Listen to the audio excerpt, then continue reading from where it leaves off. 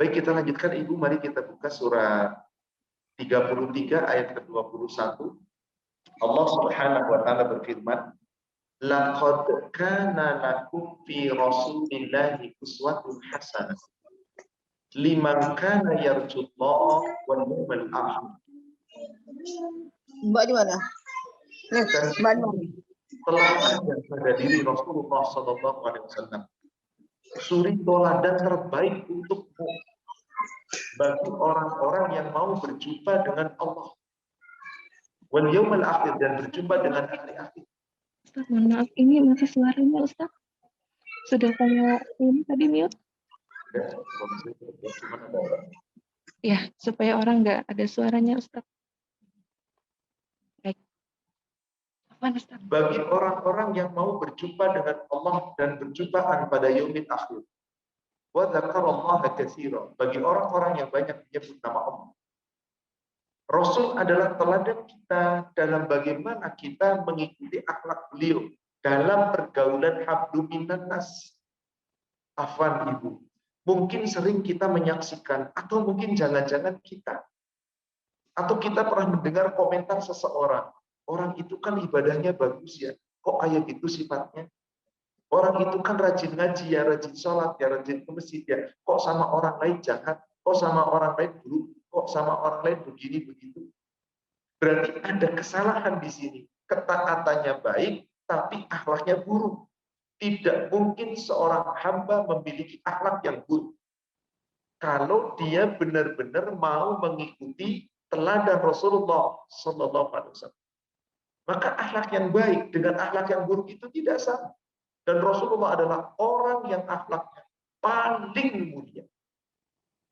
Ibu buka surat 41, surat Fusilat atau Hamim As-Sajdah, ayatnya ayat yang ke-34 dan 35.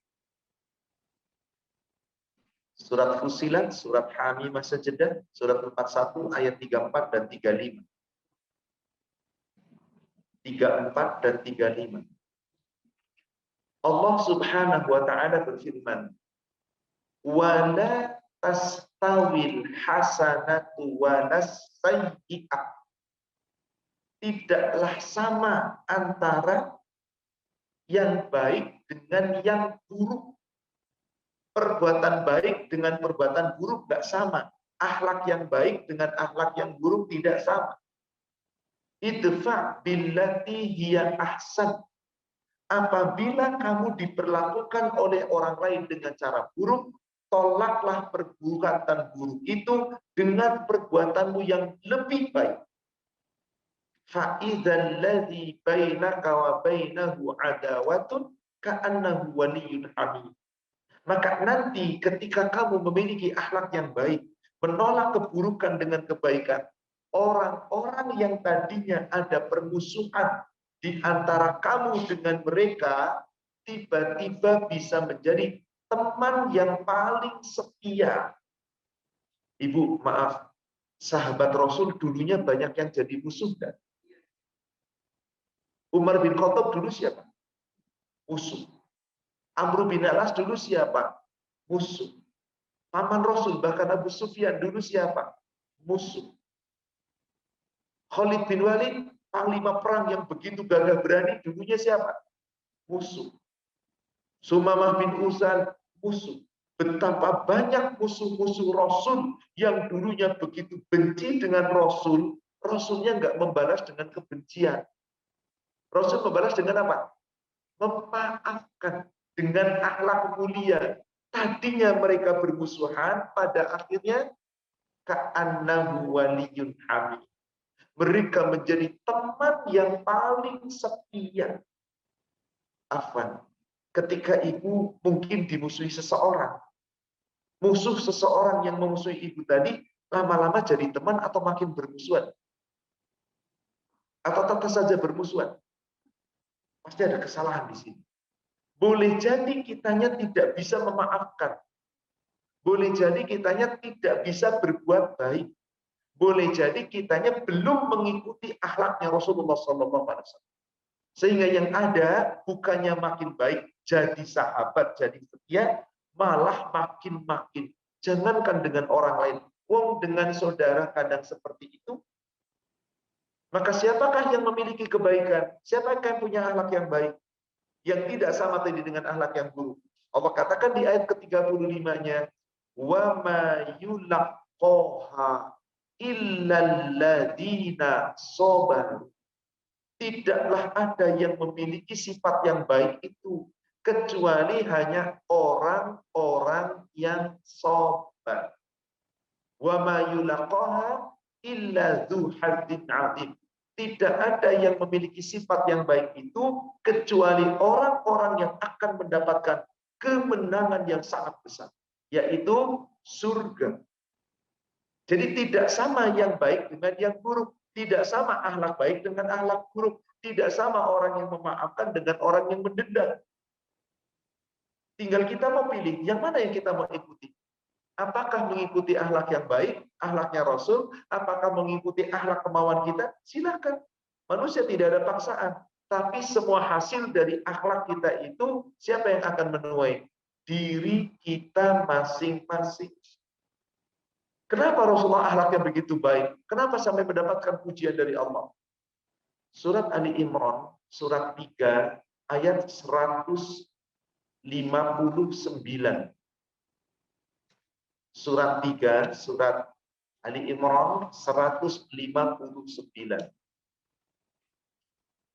Allah Subhanahu wa taala berfirman, "Fabima rahmatin minallah lintalahum."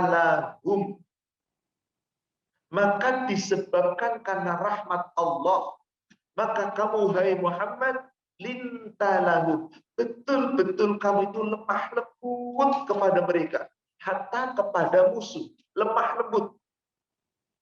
Walau kunta faddan, seandainya kamu itu kasar, ghalidhal qalb, hatimu keras, lam faddu min haulik, maka orang-orang gak akan berada di sekeliling Rasul. Orang akan meninggalkan Rasul.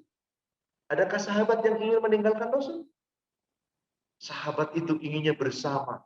Bahkan ada seorang sahabat yang ditawari harta oleh Rasul. Dia tetap pilih mendingan bersama Rasul di surga. Gak butuh dunia. Kenapa? Karena akhlak Rasul yang begitu mulia. Yang Allah puji tadi. Wa innaka la'ala khuluqin 'adzim. Maka kemuliaan akhlak Rasul itulah karena rahmat Allah berikan kepada Rasul. Dan Rasul itu, Ibu, tidak boleh membalas ketika beliau disakiti. Tidak boleh membalas ketika beliau dizolimi, dihina, dicela. Satu pilihannya, hanya boleh memaafkan. Kecuali perang gitu ya. Kalau perang diperintah ada peperangan. Ini bukan perang. Beliau disakiti, beliau dihina, beliau dizolimi, beliau dicela. Beliau cuma diperintah oleh Allah. Apa perintahnya di situ? Fa'fu anhum. Maafkanlah mereka, wastaghfir lahum, dan mohonkanlah ampunan untuk mereka. Jadi Rasul dihina, dicela, dizolimi, itu Rasul nggak balas, boro-boro balas, doain buruk tidak. Apa yang diperintah Allah? Orang yang mendolimi dimaafkan dan didoakan supaya Allah memaafkan. Kira-kira yang seperti ini apa Ibu? Berat atau berat sekali? Tingkatan kita sampai mana? Mungkin mudah-mudahan bisa sampai tingkat memaafkan. Meskipun belum sampai kepada tingkat mendoakan supaya Allah memaafkan. Tapi kalau Rasul mendoakan plus memaafkan.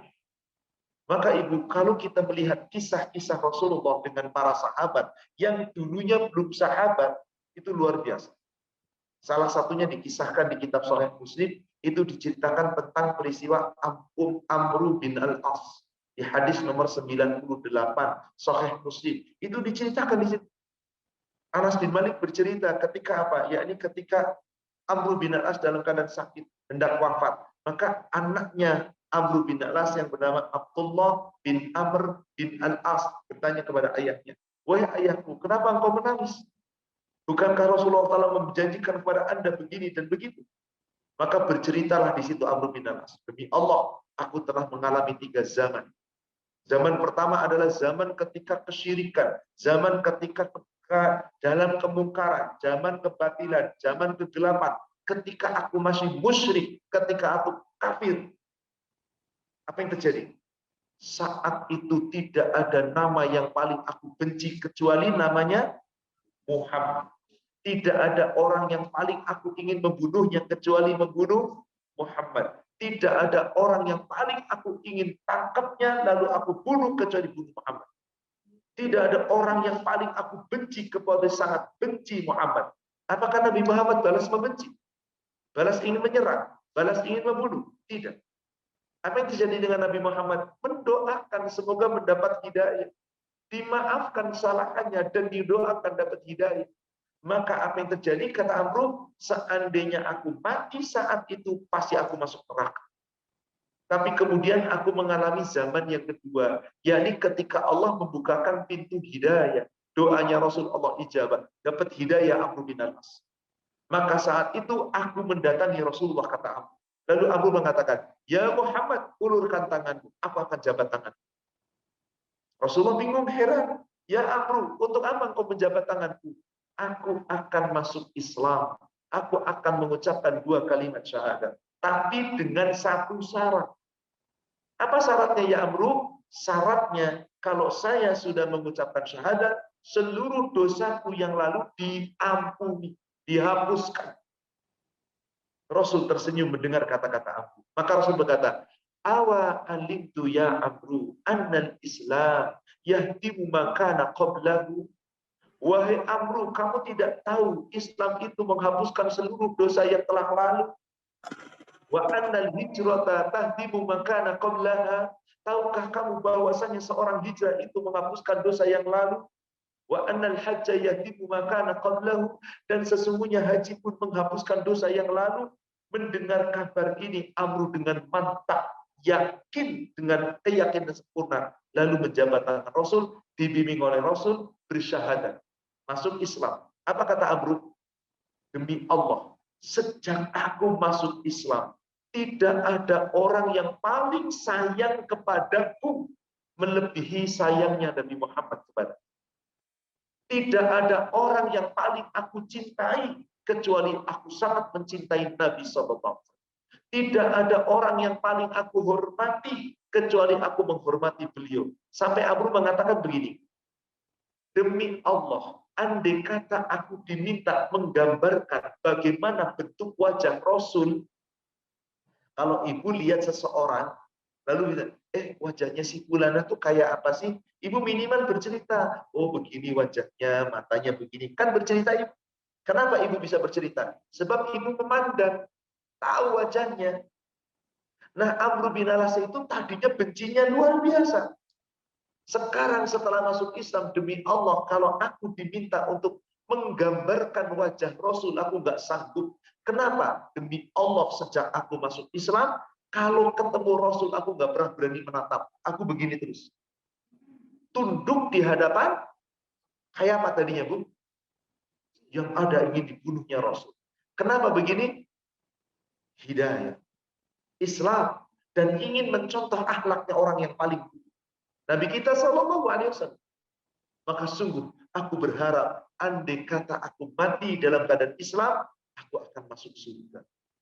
Inilah salah satu kisah sahabat yang tadinya begitu penentangan yang sangat kasar, yang begitu keras, yang begitu arogan, tetapi Rasul tetap memaafkan.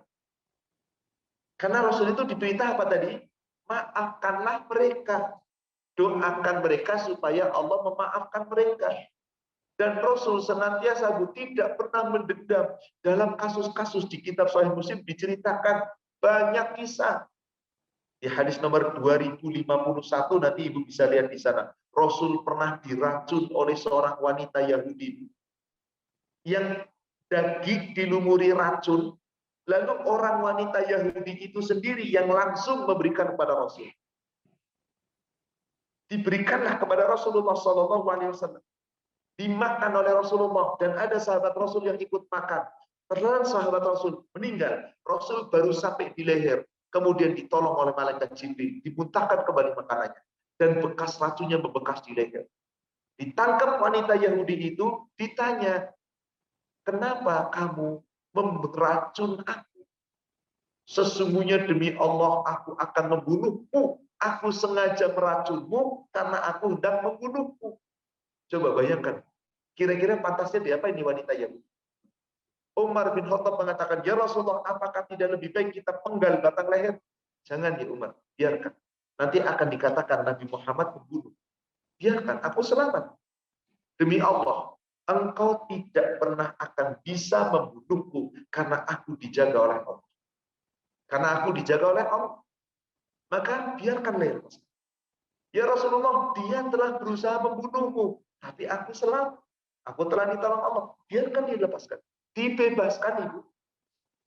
Coba ibu punya kucing kesayangan. Qadarullah kucing kesayangan itu suka beol di tanah lapang halamannya orang. Orang kemudian meracun kucing ibu mati. Diapain? Kucing loh Bu yang mati yang diracun bukan ibu. Tetangganya diapain? Saya nggak tahu tetangganya diracun. Inilah dia Nabi kita sallallahu alaihi wasallam. Akhlak yang paling mulia. Dan Rasul itu tidak pernah mendendam itu. Kenapa? Karena Rasul itu ketika dimusuhi, dihina, dicela, cuma disuruh Allah tinggalin aja deh, jangan didengerin. Ibu lihat surat 73, surat Al-Muzammil, ayatnya ayat ke-10.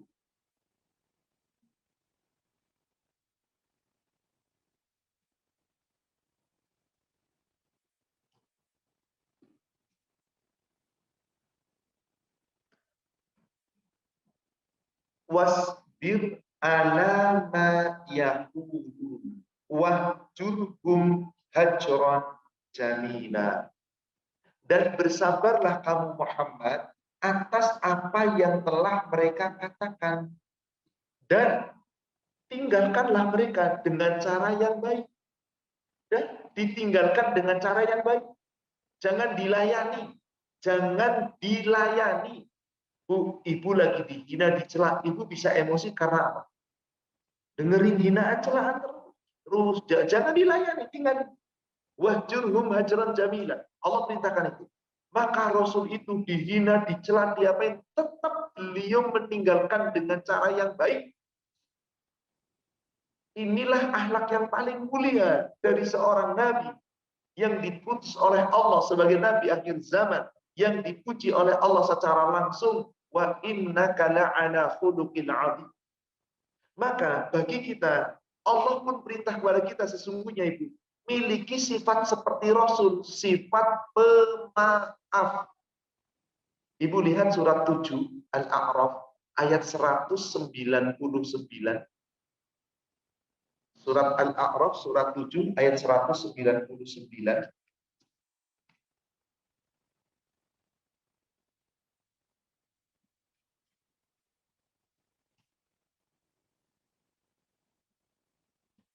Khudil afwa. Jadilah kamu orang yang suka memaafkan. Jadilah pemaaf. Jangan pendendam, jangan tukang marah, jangan suka mendendam. Jadilah pemaaf.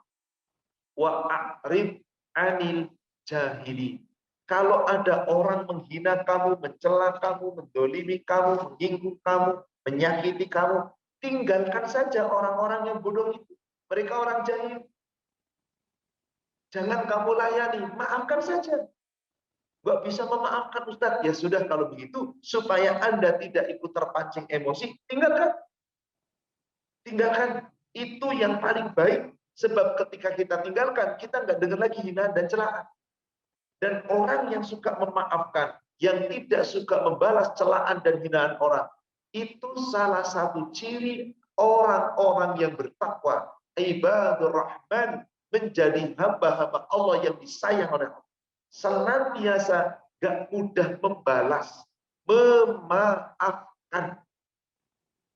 Ibu silakan lihat kembali surat 41, surat 41. Apa? Surat 25 Al-Furqan. Surat 25. Lihat dari ayat ke-63 ini. wa ibadur rahman alladzina yamshuna 'alal ardi hauna. Ayat 63 atau 62? 63 betul. Dan hamba-hamba Allah yang Maha Pengasih adalah orang yang apabila berjalan di muka bumi berjalan tidak sombong. 63 ya? Iya betul. 63. Jadi kalau berjalan di muka bumi, hauna tidak sombong. Bagaimana kalau dihina, kalau dicela, kalau disakiti, didolimi? Wa idza khatabahumul jahiluna qalu salama. Apabila ada orang-orang jahil menyapa dengan sapaan yang buruk, dihina, diledek, dicela, dia menjawab dengan ucapan apa? Qalu salama. Ucapan yang baik, ucapan yang mengandung keselamatan. Ibu, jangankan kepada sahabat, jangankan kepada orang Islam, kepada orang Yahudi saja, Bu, Rasul itu tetap sabar.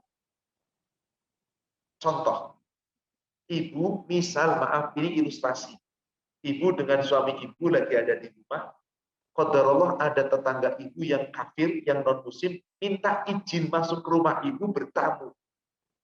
Sebetulnya ibu nggak suka, tapi karena dia minta izin, ingin bertamu, ingin ngobrol-ngobrol sesuatu. Akhirnya ibu izinkan. Kemudian apa? Masuk ke rumah. Begitu masuk ke rumah, yang membuka pintu suami ibu mengikuti di belakang suami ibu. Begitu dibuka suami ibu, kemudian orang kafir itu mengucapkan salam kepada ibu. Dengan arti salahnya, semoga laknat Allah tercurah atas bapak dan ibu. Minta izin bertamu, datang ke rumah ibu disambut, dipersilakan masuk, semoga laknat Allah tercurah atas bapak dan ibu. Kira-kira ibu marah atau muara? Kalau marah ringan, kalau muara, ibu harus marah apa enggak? Marah ya ibu. Kenapa enggak memaafkan? Loh, masa orang kafir dimaafkan? Doakan balik, tapi dengan cara yang baik. Ini dikisahkan oleh Ummul Mukminin Aisyah di Sahih Muslim nomor 2028. Jadi beberapa orang Yahudi datang kepada Rasul minta izin bertamu ke rumah Rasul. Oleh Rasul dipersilahkan. Begitu masuk ke rumah Rasul, di situ giliran Rasul di rumah Aisyah, orang-orang Yahudi mengucapkan begini, Assalamualaikum. Assalamualaikum. Kecelakaan, laknat tercurah atasmu. Jadi Rasul didoakan laknat dan kecelakaan oleh orang Yahudi. Rasul marah. Siapa yang marah? Aisyah ummul mukminin. Bal alaikumussalam wal laknat. Bahkan kamu, hei Yahudi, kecelakaan dan laknat atas kamu. Apa kata Rasulullah? Ya Aisyah, kenapa kamu marah-marah begitu? Kenapa kamu menyumpah serapah begitu?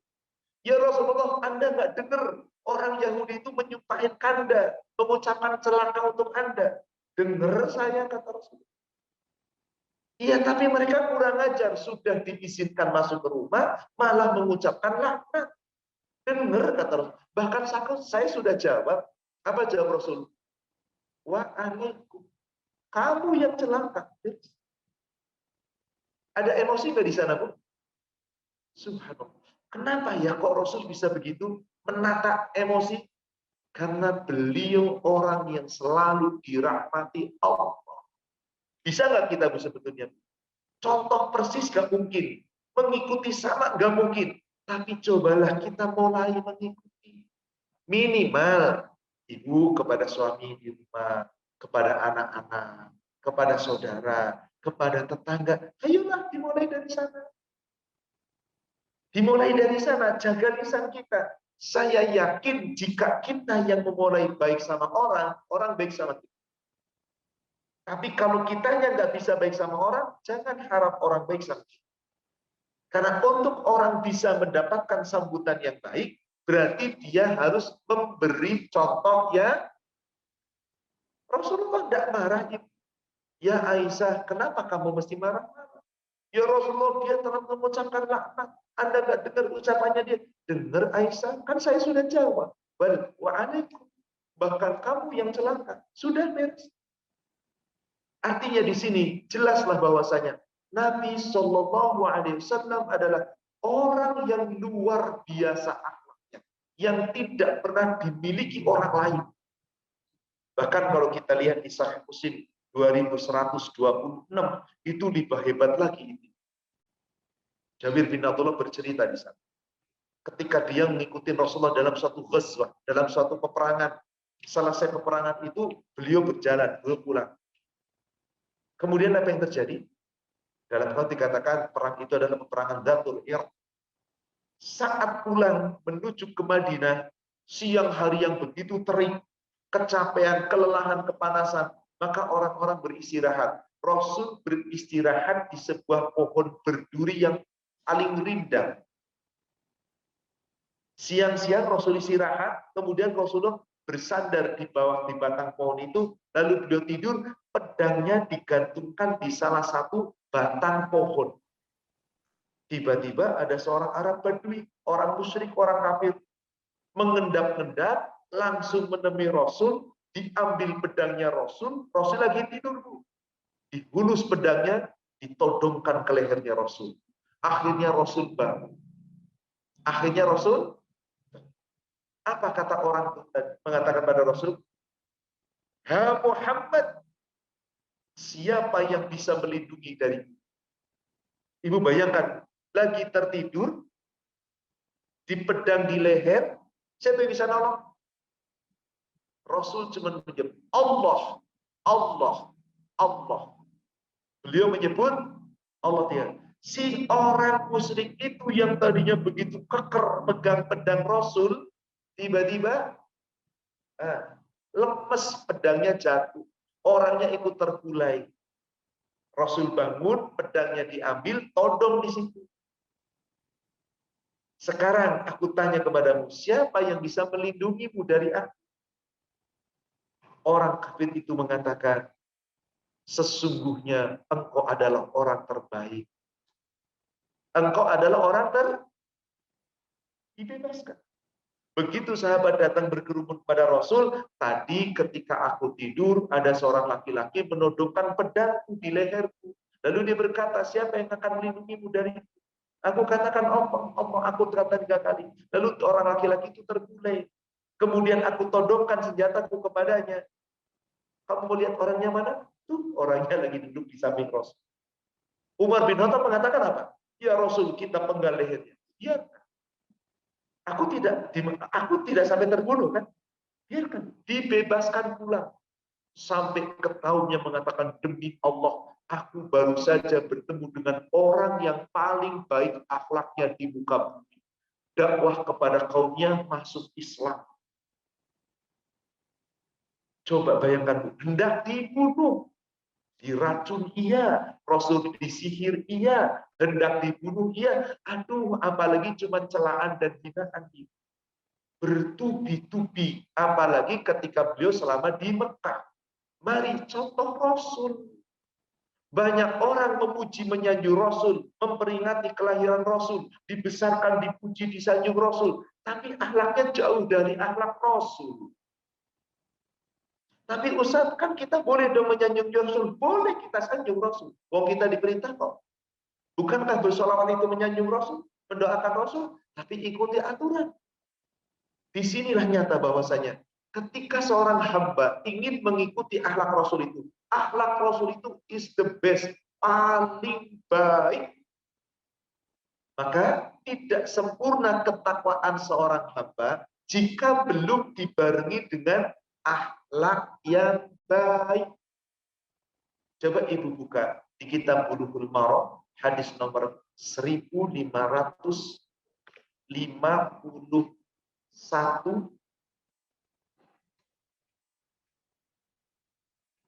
Monggo ibu baca.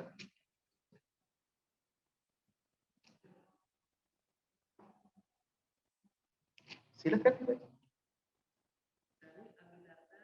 Dia berkata, telah bersabda Rasulullah SAW, tidak ada apapun lebih berat daripada neraca atau amal daripada perangai yang baik. Buatkan dia oleh Abu Daud dan Tirmidzi dan dia sahkan dia. Ma min aqalu fil mizan min husnil khuluq. Tidak ada sesuatu yang sangat berat dalam neraca timbangan. Maksudnya Ibu, siapa yang timbangan amalnya ingin berat kelak di sisi Allah, maka di dunia ini milikilah akhlak yang baik. Husnul khuluq, akhlak yang baik, itulah Rasul. Akhlak beliau luar biasa. Milikilah akhlak yang baik. Dengan seorang hamba memiliki akhlak yang baik, siapa yang akhlaknya paling baik tadi? Teladan kita, Nabi kita Sallallahu Alaihi Wasallam. Maka orang yang hablum minannasnya baik akan mendapatkan pahala amal yang berlimpah ruah, yang berat timbangannya di hadapan. Tapi maaf, akhlak itu kan baru hablum minannas. Gak cukup untuk bisa masuk surga kalau hanya baik sama manusia. Ada orang mengatakan, saya biar nggak sholat, yang penting saya mah nggak cuma jahat sama orang, saya mah baik sama orang. Coba ditanya-tanya, saya orang baik kok. Tapi Anda nggak punya takwa, Anda nggak punya amal ibadah kepada Allah. Harus sejalan Ibu. Vertikalnya hablum minallah dengan landasan iman dan takwa, horizontalnya hablum minannas dengan landasan akhlak yang baik. Kalau itu dua-duanya ada, surga. Ibu ke hadis berikutnya, nomor 1561-nya.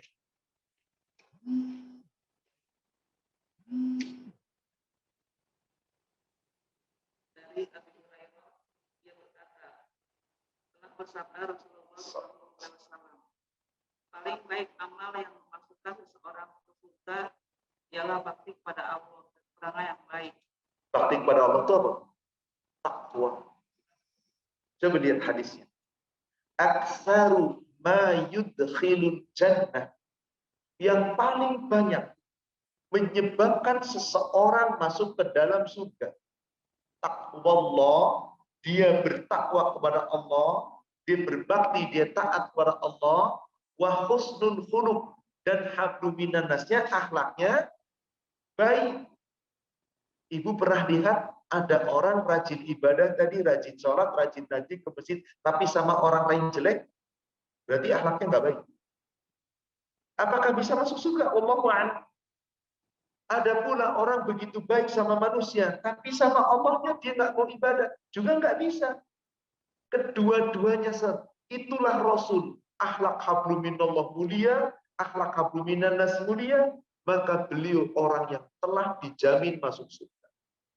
Tapi apakah beliau kemudian mentang-mentang telah dijamin masuk surga, kemudian menjadi arogan? Tidak. Tetap beliau itu pemaaf.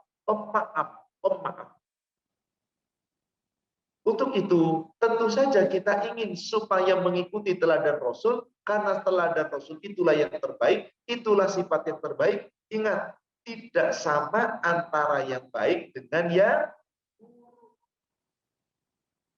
tolak perbuatan buruk itu dengan cara yang baik, bukan dengan cara yang buruk. Meskipun pada kenyataannya bagaimana Ibu? Buruk ditolak dengan lebih buruk lagi. Akhirnya terjadi pertikaian, artinya terjadi perselisihan, bahkan terjadi permusuhan, gontok-gontokan. Padahal kita dilarang. Maka yang dimaksud kebaikan itu bisa jadi dari keadilan, dari akhlak yang baik, perkataan, perbuatan, dan seluruh kebaikan-kebaikan. Di mana perbuatan yang ma'ruf itu semuanya baik, perbuatan yang mungkar itu semuanya buruk. Allah melarang itu. Surat 16 ayat 90. Surat An-Nahl ayat 90. Allah Subhanahu wa taala berfirman,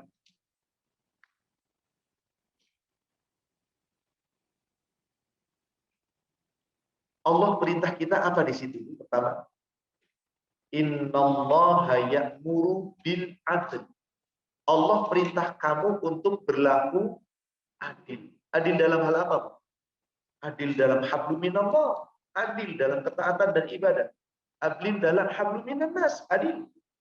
Adil ketika bergaul, adil dalam bisnis, adil dalam sewa menyewa, pinjam meminjam, bekerja sama dalam pergaulan, dalam bertetangga, bersikap adil.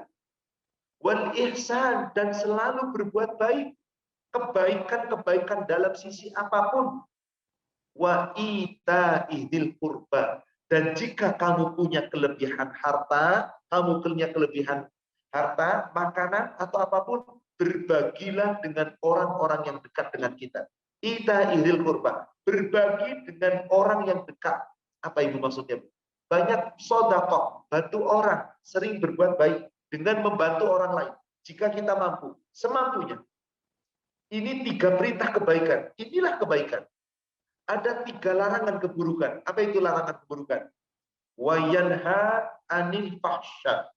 Allah melarang kamu dari perbuatan keji. Apa itu perbuatan keji? Perbuatan kesalahan dan dosa habu minan nas, seperti mencela, mencuri, menghibah, memfitnah, memukul, dan seluruh perbuatan buruk kepada manusia. Dilarang oleh Allah. Wal munkar, dan semua perbuatan-perbuatan yang dosa yang meninggalkan semua perintah-perintah Allah. Itulah perbuatan-perbuatan yang buruk. Wal baghi, dan Allah melarang kamu saling bermusuhan. Allah melarang kamu saling bermusuhan. Ya'idukum la'allakum tadzakkarun.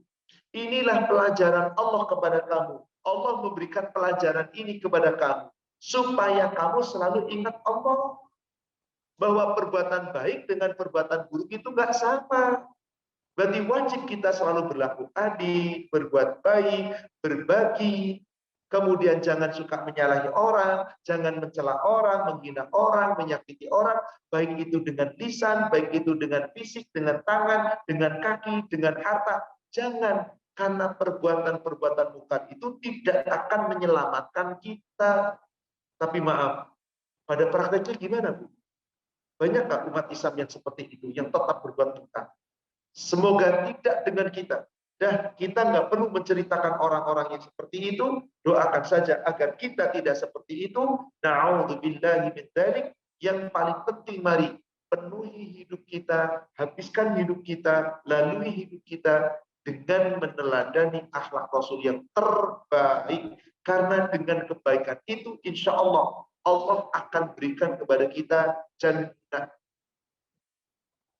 Ibu, ada sebuah ayat hadis di Sahih Muslim nomor ke hadis 39. Di hadis nomor 39 itu Rasul perintah kita ada 3 perkara di sana. Man kana yu'minu billahi wal yaumil akhir fala yu'zi jarahu.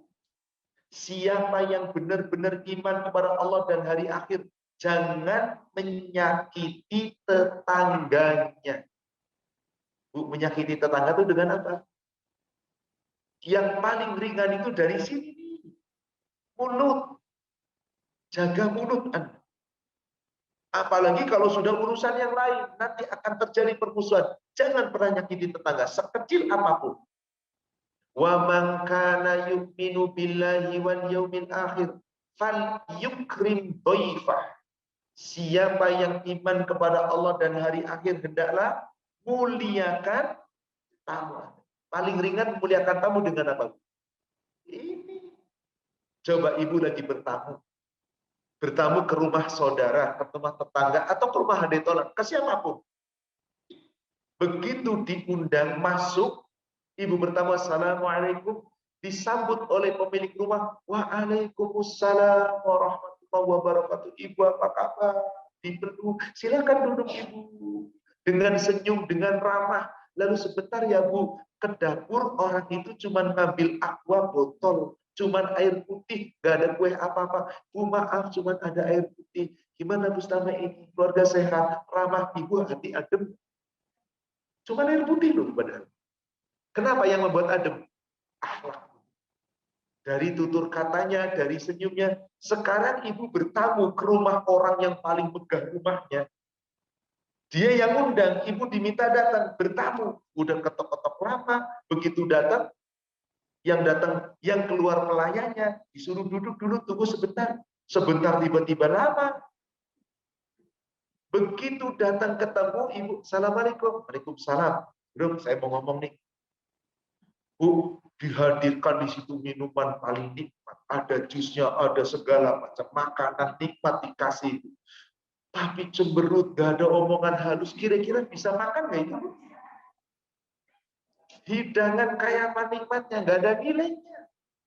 Kenapa? Si pemilik rumah akhlaknya jelek. Kenapa kita tidak mulai dari yang ringan-ringan? Ucapan yang baik, tutur kata yang baik, wajah yang baik. Subhanallah, jika kita mampu seperti itu, orang akan senang. Kira-kira Rasul mampu begitu enggak? Itulah dia. Kenapa Rasul dicintai? Karena tadi surat ketiga ayat 159. Fabima rahmati minallah lintalahu. Rasul itu lemah lembut.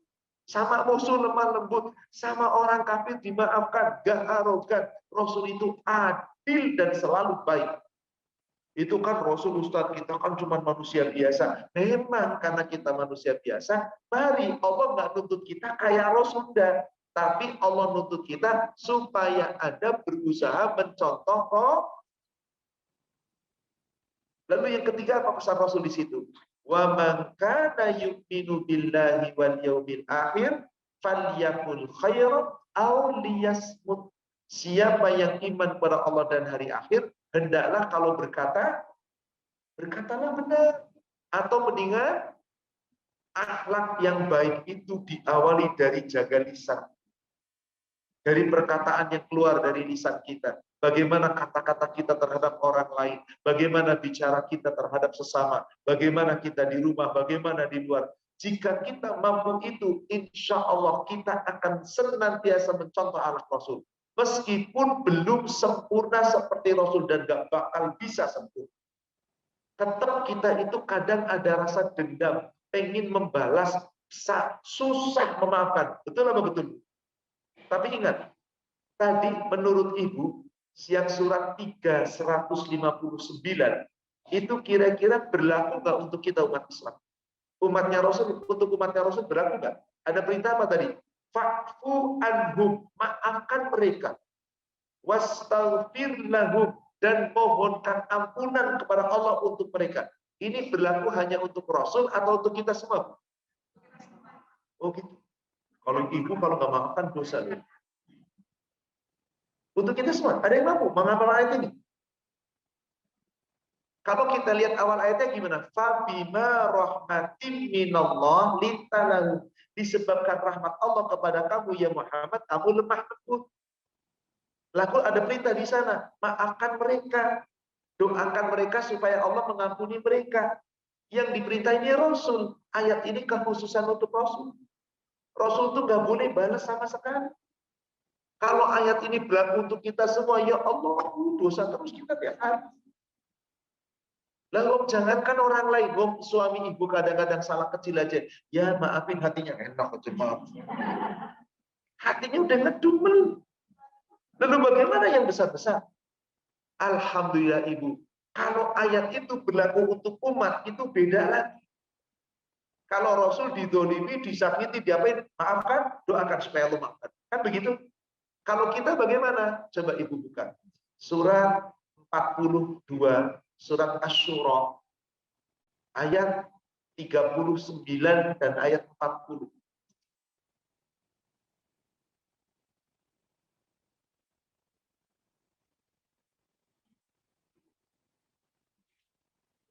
Walladzina idza asabahumul baghi hum yantasiru. Dan bagi orang-orang yang apabila diperlakukan dengan dolim, disakiti, dianiaya, dihina, dicela, mereka boleh membela diri.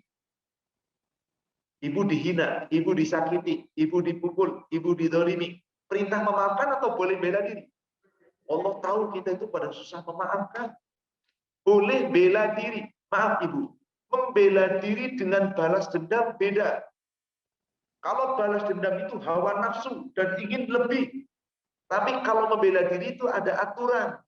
Apa aturannya tuh di ayat 40-nya? Wa jazaa'u sayyi'ah balasan dari perbuatan buruk yang ditimpakan kepada kita, sayyi'atun mithluha, sebanding dengan perbuatan buruk itu. Contoh, ibu dipukul pakai tangan, ditampar pipinya. Kok boleh nggak balas? Pipinya lagi. Jangan. Jangan dengar hawa nafsu. Saya balas, saya tampar pipi Anda. Hadang. Anda diinjak kakinya, injak lagi kakinya. Ditonjok matanya, tonjok matanya. Seimbang, saya sama. Dicela, dihina, sama. Jangan lebih. Maaf, misal hinaan celaan begini. Aduh, mau ngomong rasanya kurang enak ya. Tapi maaf, ini sekedar ilustrasi ya. Dasar sial kamu, misal maaf. Boleh nggak kita balas? Sama, dasar sial kamu juga kamu. Sama, jangan lebih. Dasar sial kamu. Oh, nah, kalau sudah nambah, ada yang dosa. Jadi intinya Ibu, perbuatan jahat manusia itu kan bisa verbal, bisa fisik. Intinya kalau ada orang menyakiti kita, Allah katakan apa? Boleh membela diri, asal balasannya setimpal. Setelah Allah membolehkan kita membalas, karena Allah tahu kita itu nggak mungkin kayak Rasul, baru Allah tawarkan, tawaran kedua. Faman afa, siapa yang mau memaafkan. Wa aslaha, bukan perintah memohonkan ampun, tapi cukup berbuat baik aja deh. Kamu memaafkan, tapi dengan memaafkan yang ikhlas, bukan dendam, bukan ngedumel. Maafin benar-benar. Fa'ajruhu 'alallah. Maka orang yang memaafkan dengan cara yang baik dapat pahala dari Allah. Silakan Ibu pikir, pilih mana? Pahala atau balas? Bingung jawabnya kan? Mulutnya pengen ngomong pahala, hatinya tuh. Ustaz, kata teman saya kalau kita ngalah katanya melunjak orang itu, tuman orang kayak gitu Ustaz. Gimana dong? Ya jangan dengerin kata teman. Wong yang merasakan kita toh. Allah cuma kasih pilihan itu di bumi. Anda membalas boleh, tapi jangan melampaui batas. Anda memaafkan dengan cara baik, tidak harus memintakan ampunan, enggak. Kalau Rasul memaafkan, doakan supaya Allah ampuni. Kalau ini maafkan tapi dengan cara yang baik. Nah, jangan dendam, jangan kedumel, jangan apa. Enggak perlu mendoakan, dapat pahala. Tinggal kita mau pilih yang mana. Mau dapat pahala?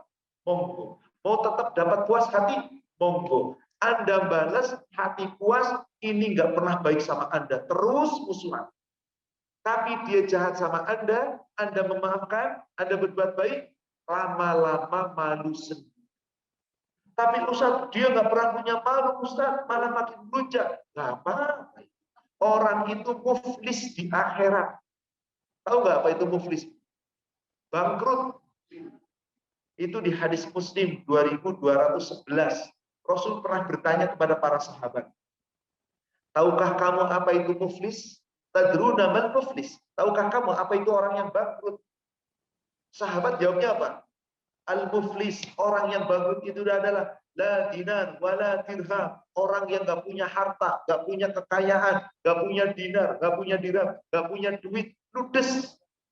Jadi orang-orang yang di zaman Rasul ditanya tentang bangkrut, itu pikirannya bangkrut di dunia, hartanya habis. Kata Rasul, bukan. Muflis dari umatku, umat Islam adalah orang Islam yang dia imannya bagus. Dia punya pahala sholat, dia punya pahala zakat, dia punya pahala puasa, dia punya pahala haji. Habluminallahnya bagus. Tapi dia punya kejahatan sesama manusia yang nggak dibereskan. Pernah mencela, pernah menghina, pernah menyakiti, pernah memukul, pernah membunuh, pernah mengambil harta. Tapi orang yang disakiti nggak balas, memaafkan.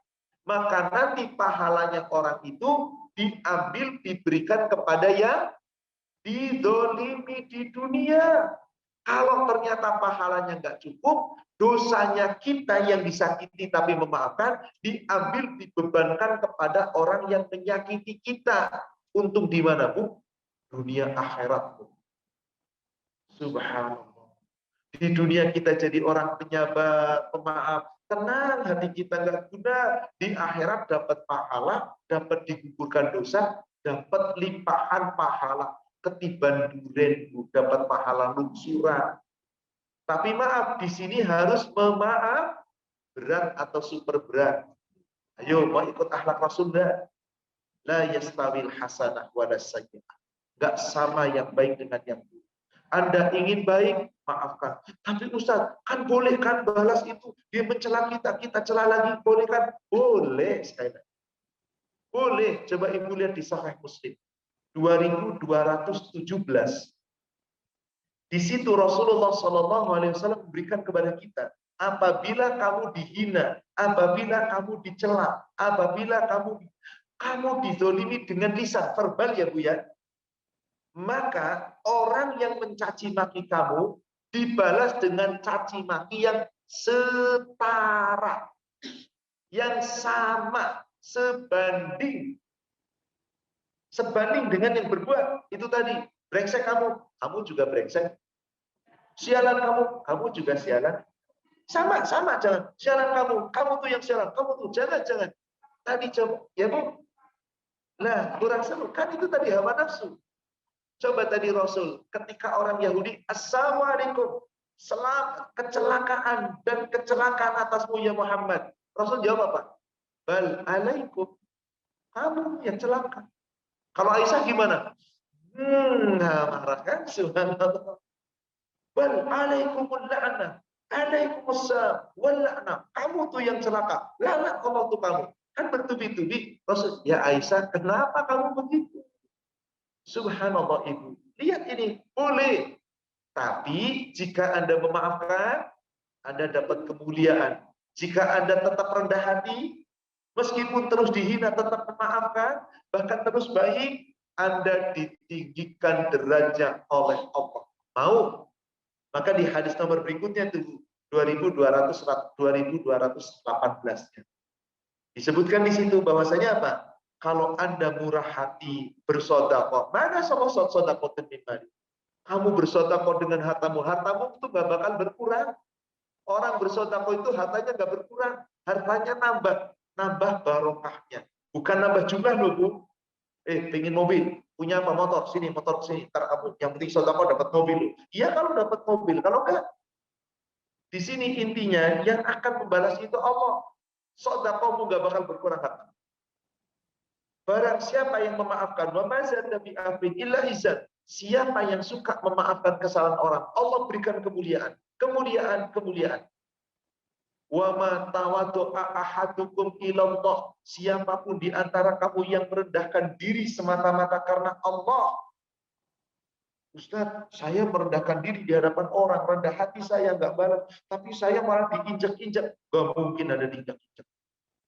Harga diri saya, cuman harga dirinya. Bukan tubuh Anda diinjak. Sudahlah, Rasul itu kira-kira diinjak-injak atau diapain? Aduh, nggak tahu deh diapain. Subhanallah. Hinaan celaan yang luar biasa. Siapa yang terus merendahkan dirinya karena Allah, rafa'ahu Allahu ta'ala. Allah tinggikan derajatnya. Pengen atau pengen sekali. Tapi sekali lagi, tetap Allah itu tahu kita ini umatnya Rasul, jauh sifatnya dari Rasul. Maka setiap ayat yang di situ Anda disakiti, Anda didolimi, selalu awal ayatnya boleh balas. Tapi ujung ayatnya pilihan. Ternyata memaafkan itu lebih baik. Coba Ibu buka surat 5, surat Al-Maidah ayat 45. Surat 5, surat Al-Maidah ayat 45. Wa katabna alaihim fiha anna nafsa bin nafs. Ibu kalau dengar kata-kata kisos, hukum kisos itu apa? Hukum pancung. Oh, jadi kalau kisos pasti hukum pancung gitu. Coba lihat di situ. Allah telah menetapkan di dalam kitab Taurat, di dalam kitab Injil, dan sekarang kita baca dalam Al-Quran. Hukum kisos itu sudah ditetapkan. Anna nafsa bin nafs.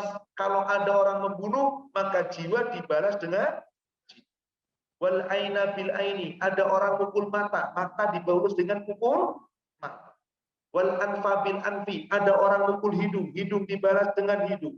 Uzuna bil uzuni, telinga dibalas dengan telinga. Sinna bis sinni, gigi dengan gigi. Juru hakisos, wal juru hakisos. Apapun luka-luka yang kamu derita dari perbuatan orang, ada kisosnya. Apa itu kisos? Membalas dengan setimpal, bukan hukum pancung itu. Hukum pancung bagian dari kisos.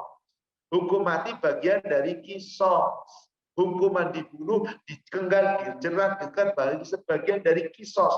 Intinya apa? Ada orang disakiti, dia boleh membalas setimpal. Maaf, ayat itu berhenti apa enggak? Sudah selesai belum? Belum. Tanda wakafnya belum selesai di situ.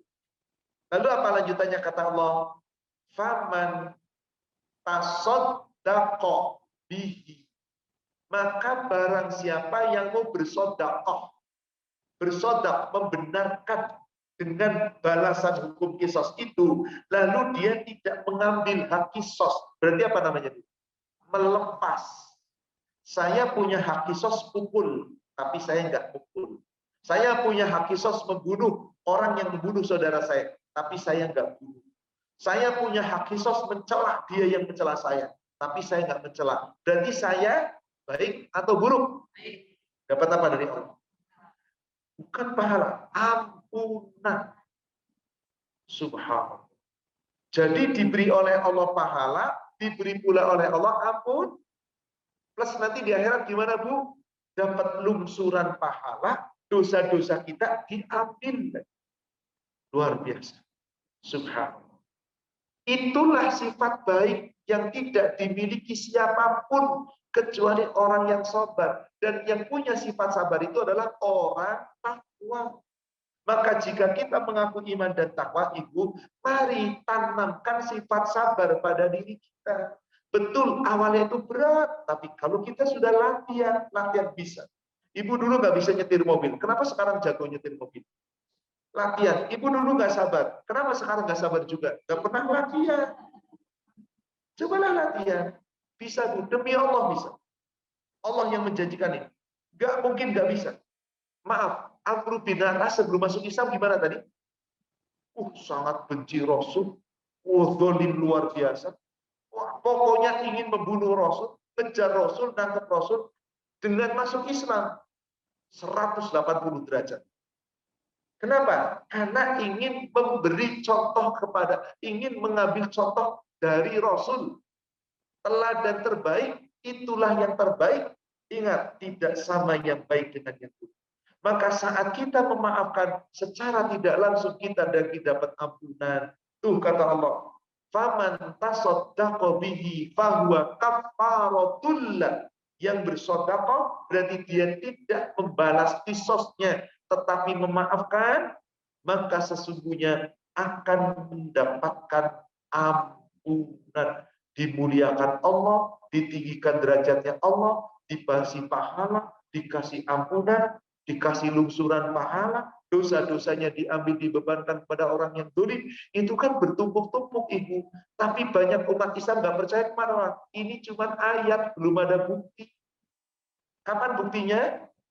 Di yaumil akhir. Apakah Ibu tidak yakin dengan firman Allah? Mari, tidaklah sama antara yang baik dengan yang buruk. Maka orang-orang yang memiliki iman takwa sifat yang harus sama.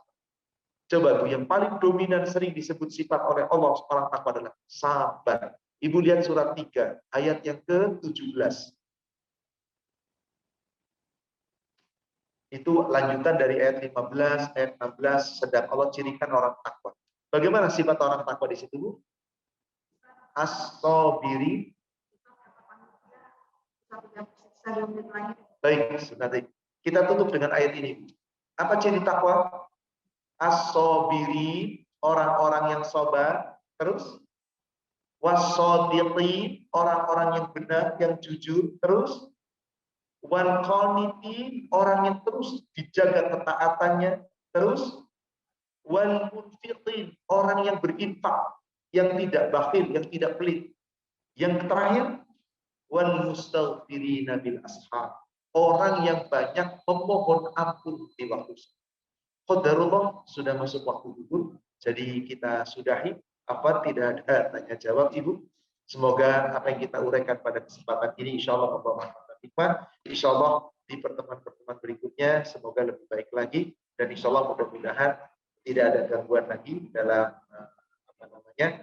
melalui medianya. Semoga Allah memberikan baik. Sekali lagi kepada para jamaah yang tidak bisa mengikuti kajian ini karena keterbatasan link, kami mohon maaf atas nama seluruh jamaah, dan memohon maaf kepada Bapak Ibu sekalian. Semoga Allah memaafkan dan mengampuni kita. Mari Bapak Ibu sekalian, kita tutup dengan doa kafaratul majelis. Subhanakallahumma wa bihamdika asyhadu an la ilaha illa anta astaghfiruka wa atubu ilaik. Alhamdulillah billahi taufik. Assalamualaikum warahmatullahi wabarakatuh.